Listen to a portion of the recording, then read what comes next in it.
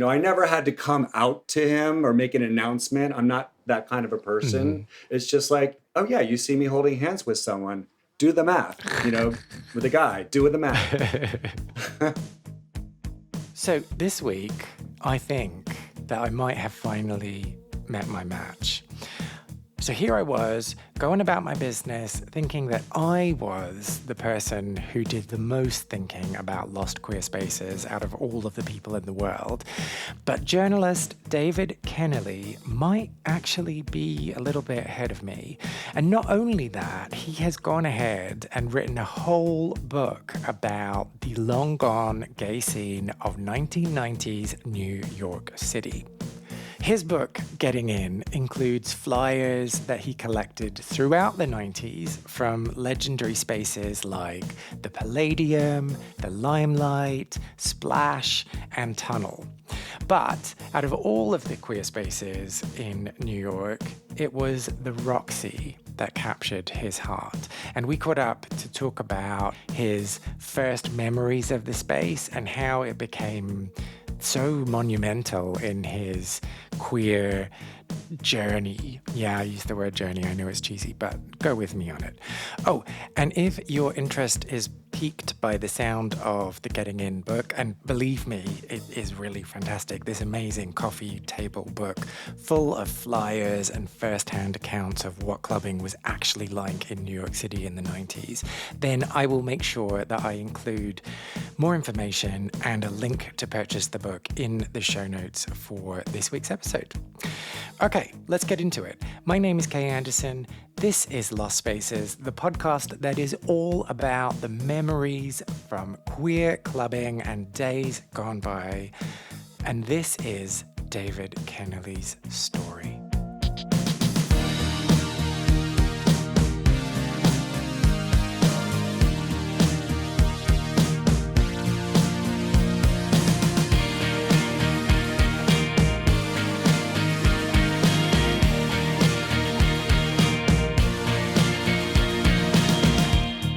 So, 1990. Me having just said 1990, what thoughts does it spark in your brain? The beginning of the best period of my life. The best ever? Actually, yeah. Oh, wow. Because that's really when I came out. And that's when I embraced my identity and had just moved to New York. Mm-hmm. So it was a whole new exciting chapter. Okay, so let's set the scene a little. You moved to New York in 1990. Did you move to New York as an out gay man? Absolutely not. Oh. There was this term we used to use back then called bi-curious. And so I had girlfriends, I wanted to get married and, have kids and do the straight thing, but I was attracted to men. And so I occasionally had hookups with guys, but I just couldn't quite figure out what I was, or was I bi or what. So it took me a while to figure that out. Oh, so quick questions. Where did you move from before you got to New York? I grew up in sort of the farmlands of eastern Pennsylvania in the States. And when you were there, is that where you'd been experimenting with men? No. Oh, okay. For the most part, it was in college. I went to college in upstate New York, and I started experimenting, and then I had lived in Boston for a couple of years, but it really wasn't until I moved to New York that I fully started experimenting with men. What are your first memories of being in New York? Being lonely. Oh. Yeah, my first memories, I moved in with a brother and sister. The brother turned out to be gay. But what was amazing was it was in this area of New York City called Chelsea, and it was just north of the West Village, which was the old guard gay neighborhood, if you will. And then they started shifting up north to Chelsea. And so I moved there just as it was turning gay. And my roommate, the male roommate, was gay. And I think he sensed that, he'd ask me if I'd want to go out dancing with him. And I was always a little timid and intimidated.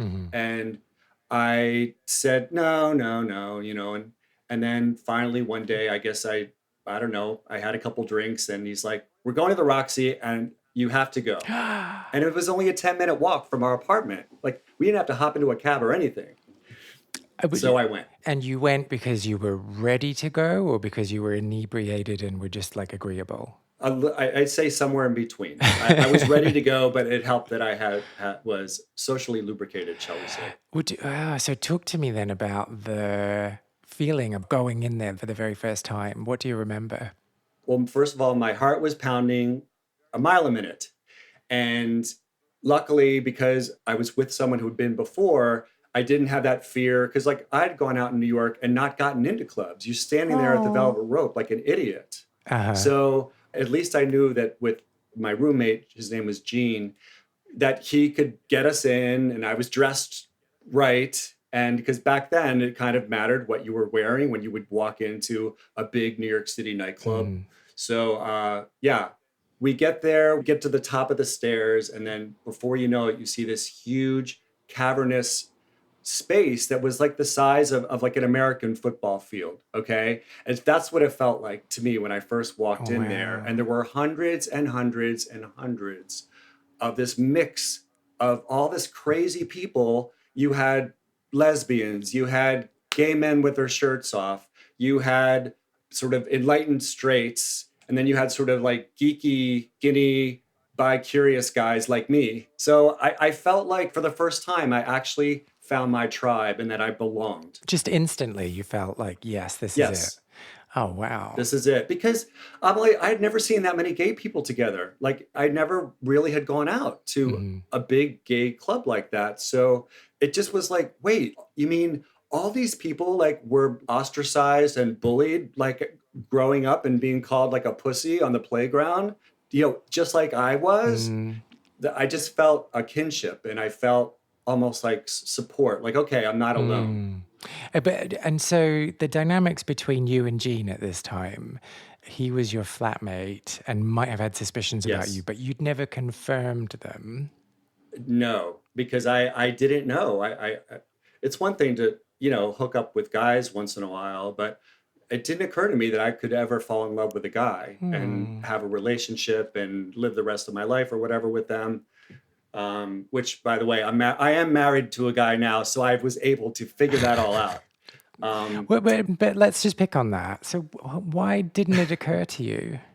Because in 1990, I just hadn't met anyone that I clicked that way with. And I was still under the impression that I was raised that you're supposed to be, get married to a woman and have a kid, family, and all that. So it just took me a while to shift that paradigm in my head. And so like, how do you just... Sorry, I'm asking you to remember something that happened like 30 odd years ago, so apologies. But was it that you weren't aware of the concept of queerness or gayness, or was it that it was just something that you didn't think was a fit for you or like right for you or morally something you should be doing? That was about 300 questions, sorry. It wasn't morality at all. Okay. No, because I had never had those feelings for a guy before other than just lust. I just hadn't experienced it yet. But had you experienced it for a woman? Yeah. Oh, okay. Yeah. Okay.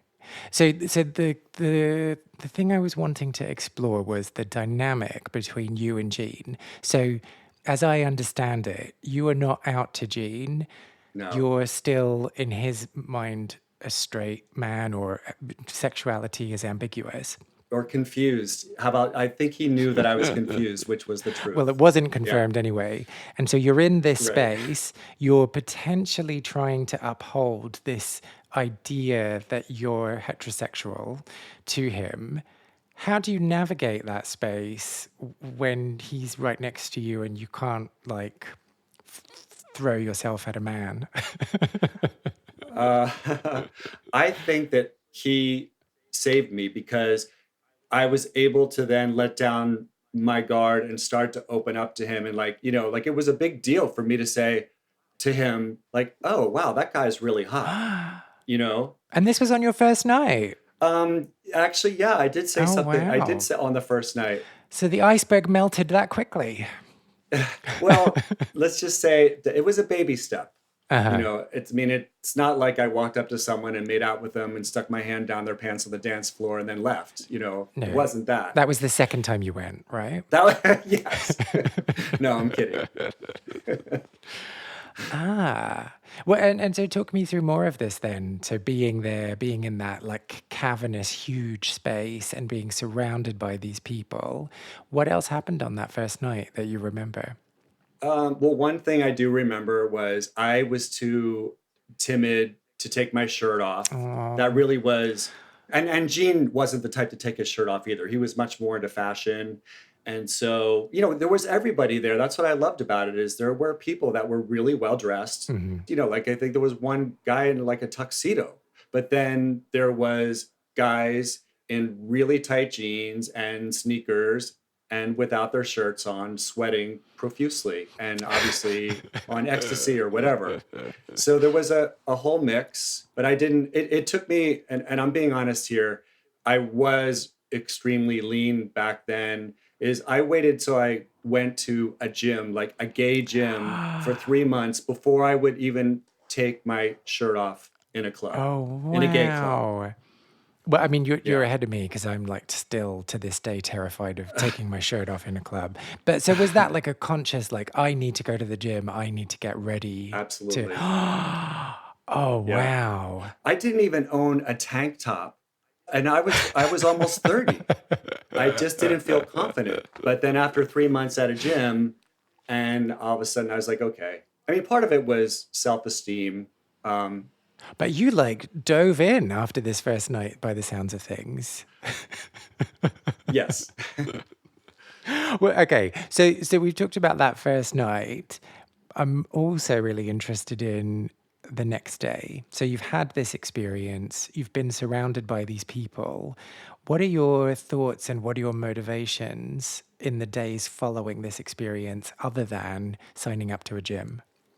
I mean, I was still a little bit scared because I was like, oh, I think this might be me. Hmm. And I mean, obviously, we haven't even talked about, you know, in the beginning of the 90s was the peak of the AIDS crisis, and there were no real medications. Uh-huh. There were two that the side effects were often worse than the Yeah. efficacy. So there's a fear of wanting to explore my homosexuality with this big cloud, this dark cloud Mm. hanging over everybody. So that played into the decision somewhat. So there was a little bit of being scared, like, oh my God, I think I am gay. You know, now what do I do?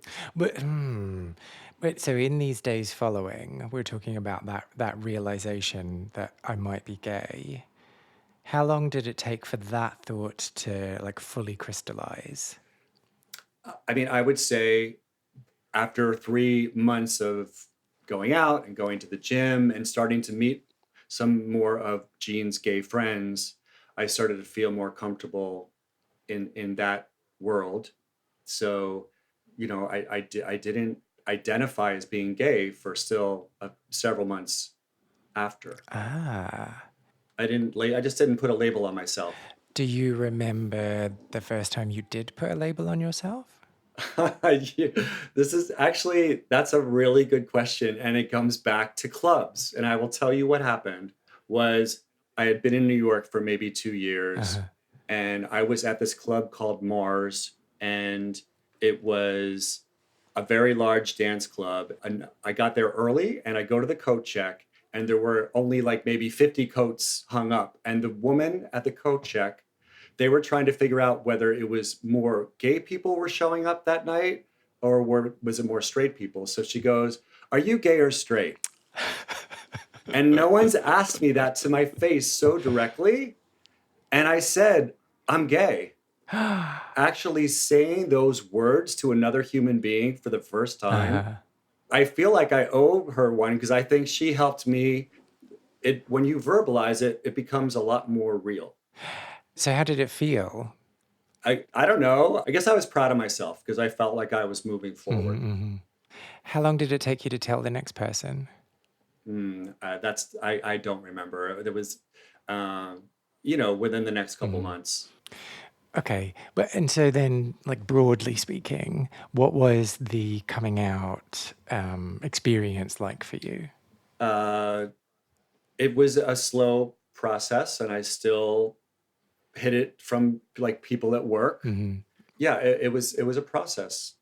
And really what happened that made me really embrace my sexuality was when I basically met a guy and fell in love for the first time. And Oh. somehow then it all came together, because then I knew I was capable of being in love with a man and wanting to have a full-fledged relationship. Then we started making friends and couple friends and going out to dinners as gay couples and all that stuff that you do, which is so exciting when you're doing it for the first, time. Mm. Starting to refer to yourself as we, talking about everything as though Exactly. we did this on the weekend, we are going here. Yeah. Yeah. So smug. And then my first boyfriend, we would go to the Roxy, and we made amazing memories on the dance floor with our shirts off. Ooh. So presumably this was after 3 months. Yes. Well, thank you for bringing it back to the Roxy. I'm really interested in exploring this period between you going there the first time and you having that conversation with the attendant at the Mars nightclub and saying like, yes, yes, I'm gay. Yes. Because I'm assuming that like Jean was somehow still in the picture here and Jean was going out with you to these gay clubs. In those first few months when you were still kind of exploring and things were new and there wasn't a label that you'd applied to it, how was your relationship with Jean? How did it evolve in that time? Like what was going on? And was he like a big brother figure for you? Yeah, I would say that actually. I mean, I consider him a mentor. I've referred to him as a mentor. I mean, some people might be like, "I know you're gay. Why don't you just come out with it?" But he wasn't that way. He allowed me space to discover it for myself, and he was always there to support me. And he invited me to gay parties that he went with his friends. And yeah, I think a big brother is a Mm, nice way of putting it. mm. Oh, okay. So he never put pressure on you and was never like, why are you coming to all these gay bars again? No, it wasn't that. There was one. I'm going to backtrack a little bit here. We had one quick exchange that actually very upset me, and it was soon after I moved in when I hadn't even gone to a club with him yet, Hmm. and I was wearing a jean jacket, and I guess I had just bought it or something. And so I walk into the apartment, and he like does one of these. He just looks me up and down, the way he did, and he's like, "My, aren't we looking butch today?" And to tell that to a straight guy, at least I thought I was straight, like I got really offended because I'm like, Actually, I guess I am butch. Like, I'm not, this isn't an act. Like, this is what I like and this is what I look like." But I was really insulted that he made it sound like I was this queen that was trying to be macho or something. Anyway, That there is fragile masculinity. yeah. But anyway, I digress. That was just one encounter. But that was like the meanest he ever was. And then I feel like once I was clearly on the road to going to clubs, dancing with guys, and it just kind of, I never had to come out to him or make an announcement. I'm not that kind of a person. Mhm. It's just like, "Oh yeah, you see me holding hands with someone. Do the math, with a guy, do the math." So, speaking of menses that you might be holding hands with in a club, you were telling me about this boyfriend that you had and the adventures that you got up to at the Roxy. Yes. Just that it was so nice to have someone special that you could go, and I was his first boyfriend, he was my first boyfriend, so we were sharing things together. And I'm not going to lie, there were hits of ecstasy involved on occasion. um and we were in the part of the dance floor that had what's known as like Chelsea boys, like the more muscular shirts off kind of Mustaches? Or um no, wait, I guess 1990, there's no mustaches, is there? no, no, there was no mustaches. In fact, during that part, like all the hair was being, waxed off, and Oh, you Oh, know. did you succumb to that? Oh, no, Oh, no, okay. no, Just seems like a lot of I never work. did. Just seems like a lot of work. I personally really think that hair on a chest is sexy, so I've trimmed it, but never ever shaved it or Here, whatever, here. I think I did shave mine waxed it. once, and it was really gross when it grew in. Right. Yeah. Yeah. Just a lot of work. I wouldn't recommend it. Anyway, sorry. So, what is your preference in relation to going to the club with a significant other? Do you want to spend the whole night with them, or do you want to like split up at some point and go and explore on your own? I think in the beginning, I mean, predictably, I was very happy being together. Hmm. But then, yeah, I suppose after a few months, it was maybe we would say, I'm going to do it once around. Let's meet back here in, half an hour or whatever. Or frankly, I mean, we are very friendly, and it was certainly understood that just because we were a couple, it doesn't mean that like we don't just glom on to whoever's next to us. So there was that. So it wasn't like I necessarily felt like, oh, I want to be free on my own, because we were both being free together, and meeting other Hmm. guys right on the next to us on the dance floor. Hmm. I mean, also very quickly my social circle shifted to gay men. I Most of my friends now were hookups 10, 20, 30 years ago. Yeah, so and many of them I met at the Roxy, by the Ah, way. So yeah, uh, no, that hasn't happened to me. None of them call me back. uh no, for me it was more like, okay, that was fun, but let's just be friends. And do you want to go to a museum tomorrow? Okay, yeah, let's go to a museum. Please don't touch me ever again. Um, Right, exactly. And yes, forget this ever happened. oh, oh. I mean, I know that's just life. Sometimes my ego is in pain, not because I fancied them, but because I'm upset that they didn't fancy me. Hmm. Yeah. That's a weird thing to get your head around sometimes. Like, but look at me, I'm adorable. What, like, what? Why aren't you in love with me? Anyway, should we get back to the Roxy? Yeah, yeah, of course. One thing I wanted to talk about was maybe more what it's like inside. Hmm. And because, like, besides this amazing mix of people, I don't even know if I mentioned, like, there were also drag queens there, especially in the beginning.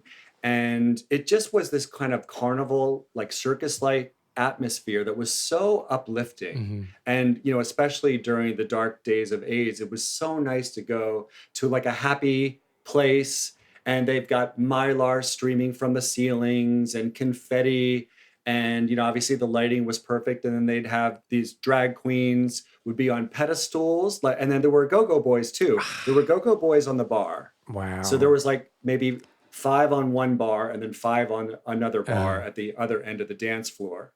And when half of them were straight, apparently, by the way, but that's a whole other story. were they um, straight the way you were straight? Is that what you're saying? I think they were gay for pay, so Oh, I was not oh, that. okay. Oh, I retract my joke. But I like one drag queen. She was known for having a roll of toilet paper and just dancing through the crowd and wrapping the dancing people and moving on. And then there'd be these club kids like kind of hanging out by the bathrooms with like a Tweety Bird lunchbox that had drugs inside, that they would be selling drugs in a corner. It was just wild. And they, at one point, there was even a swing that they had suspended from the ceiling that you could just swing right in the middle of the dance floor. And it's like, I think they finally stopped when, like, Someone they broke their realized neck. Yeah. liability. Yeah. But for a couple of years, they had this swing that you could swing just right there in the middle of the dance floor. That is exhilarating and terrifying. Yes. And what else was nice was, like, I just wore your basic uniform. Like a lot of people got, as I said before, got dressed up and were trying to be all flashy, but I wore light blue Levi's jeans, a white t-shirt, sometimes black, solid, that's it. And back then we were often wearing these like black army combat boots like the ACT UP guys Hmm. wore. So we were wearing that, which is, they're not good to dance on a dance floor, but somehow that's what we wore for a Oh, couple of years yeah. there. And then later I switched to sneakers.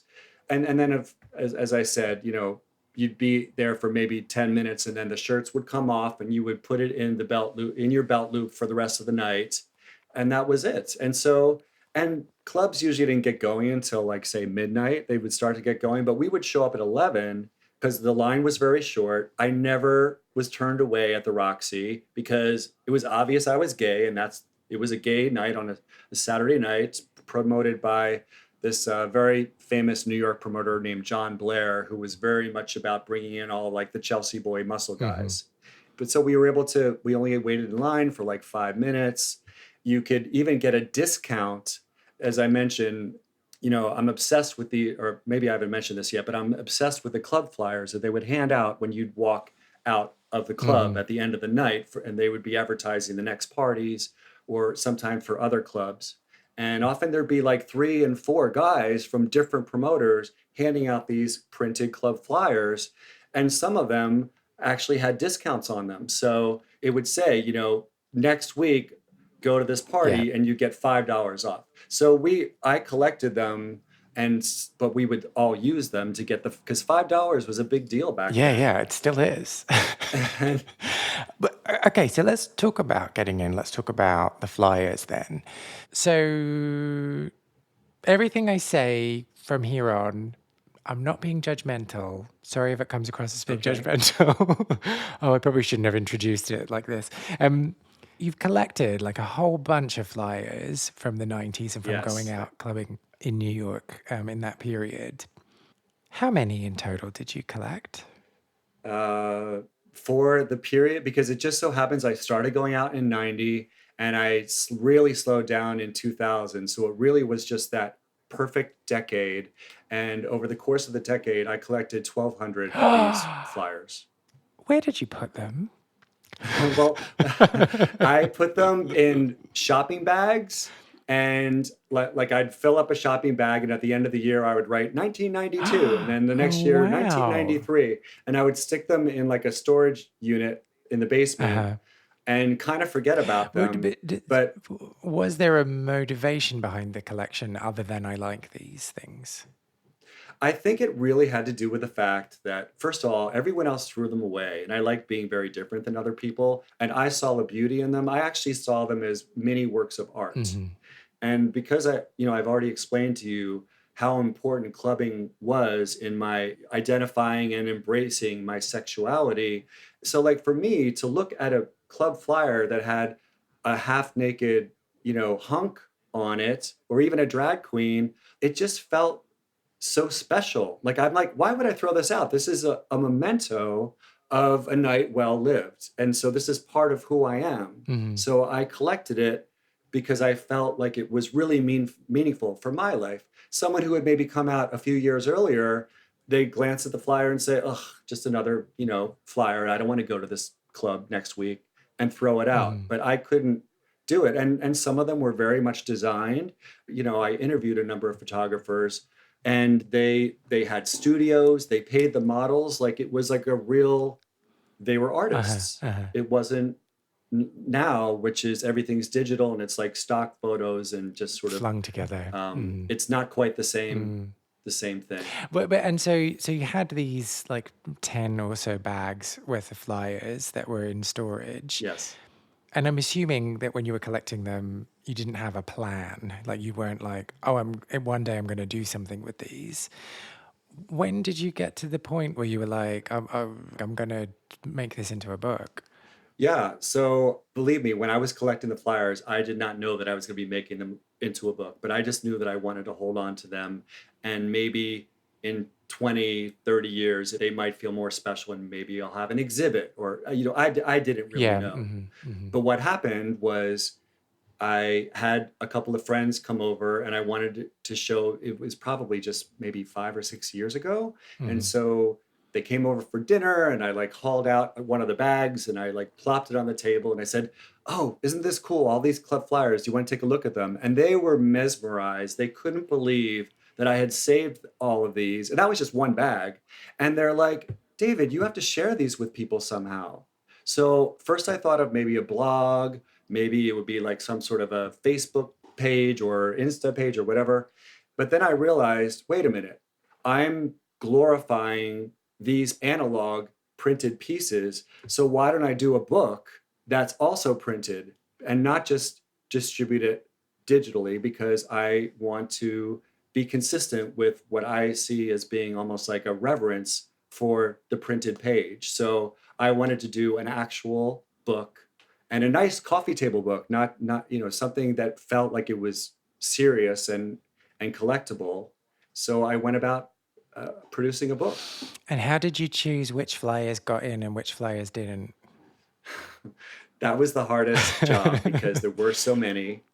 Also, first I had to figure out how I wanted to organize the book. It's organized in chapters. Like the first chapter is the mega dance clubs, which is mostly what we've been talking about. But there were also some medium-sized and even smaller bars that had these club invites. One of the big bars was Splash in New York, which was, again, very modern. It didn't have black on the windows. It was very open. It was very much people who were out who went there, and it just felt so fresh and clean. And in fact, it was so clean, they had showers behind the bar where the strippers would actually be taking showers behind the bar. So anyway, so there were a number of different types of clubs, and I wanted to make sure that I collected invites for all of them.